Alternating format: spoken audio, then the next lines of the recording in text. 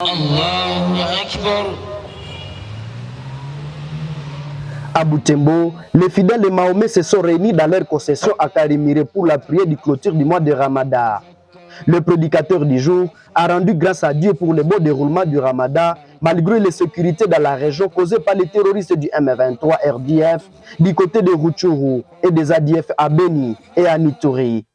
Cheikh Hassan Kisaka, représentant régional de l'islam à Butembo et Lubero, a indiqué que l'islam n'est pas à confondre au terrorisme.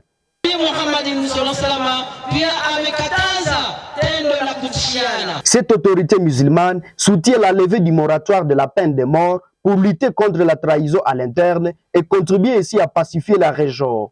Par la même occasion, il promet le soutien de son église pour le rétablissement de la paix au pays. J'ai choisi le thème l'islam et le terrorisme parce que nous vivons dans cette partie ici de l'Est de la RDC où nous vivons les atrocités de ZADF, il y a aussi de M23, où même beaucoup de gens confondent même l'islam et aussi les terroristes. Alors, je les ai montré que l'islam c'est autre chose et terroriste c'est autre chose. Parce qu'un terroriste c'est quelqu'un qui met terreur chez quelqu'un. Mais un musulman, ou soit celui qui fait l'islam, celui qui amène la paix. Cette peine de mort arrive vraiment au moment où, d'ailleurs, nous voudrons aussi ça. Nous voudrons proposer ça même au gouvernement, mais ça n'a pas tenu. Mais vraiment, aujourd'hui, ça arrive parce que c'est dans le Coran. Le Coran nous propose ça. Il dit que si quelqu'un tue, il doit aussi tuer. Donc, il doit aussi être exécuté.